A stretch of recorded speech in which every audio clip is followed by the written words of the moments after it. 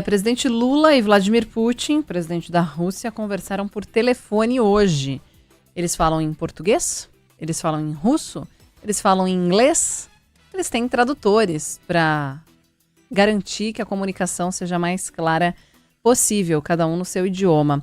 O Márcio Rocha está na linha conosco, tem informações sobre a agenda, inclusive o presidente que faria essa viagem presencialmente não pôde ir por causa do acidente doméstico que acabou sofrendo no fim de semana. Márcio, suas atualizações, boa tarde.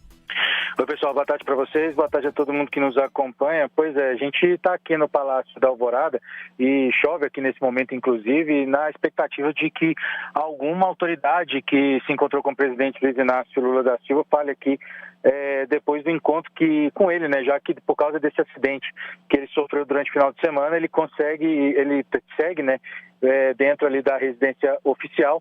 E, por enquanto, né, não tem nenhuma previsão de fala, mas ele segue trabalhando dentro da residência oficial. Como você falou, Débora, inicialmente, o presidente falou na manhã de hoje com o presidente da Federação Russa, né, Vladimir Putin, e segundo o Palácio do Planalto, né, essa conversa aconteceu por volta das 10 horas da manhã e que durou cerca de 20 minutos. E segundo o que foi divulgado, né, o presidente Putin perguntou sobre o estado de saúde do presidente Lula, lamentou que Lula não pôde ir à cúpula dos BRICS, que é realizada neste momento lá em Kazan, na Rússia, e segundo eles, por causa do acidente sofrido, né, nesse sábado, e que serão feitos arranjos para a participação de Lula na reunião que vai ser realizada amanhã, na quarta-feira.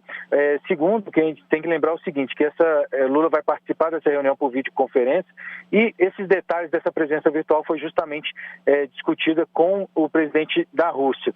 Segundo o governo brasileiro, né, o presidente quis saber justamente do estado de saúde de Lula, mas que essa seria a primeira reunião da cúpula do BRICS desde que 5 novos países membros foram aceitos, né? São eles Egito, Irã, Emirados Árabes Unidos, Arábia Saudita e Etiópia.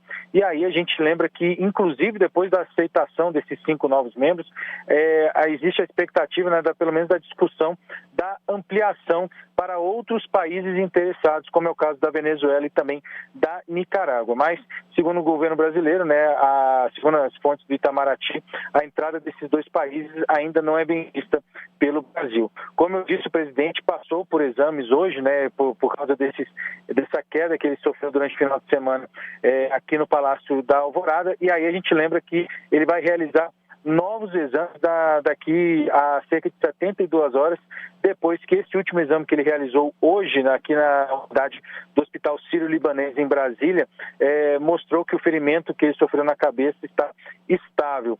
Lula, lembrando, passou por essa reavaliação depois de sofrer esse acidente doméstico em um banheiro aqui da residência oficial e, segundo o hospital, o exame de imagem que foi feito mostrou que o ferimento permanece o mesmo na comparação com o exame anterior, mas segundo o hospital, ele está apto para exercer a rotina de trabalho.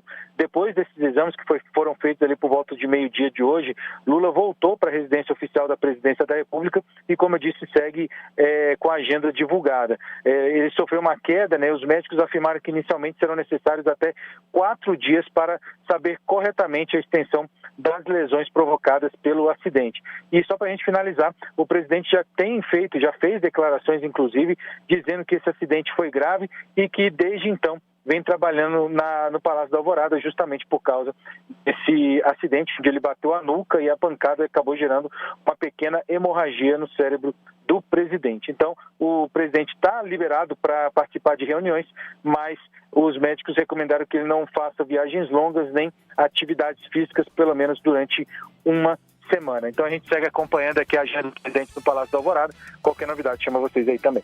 Combinado, Márcio. Obrigada, bom trabalho para você.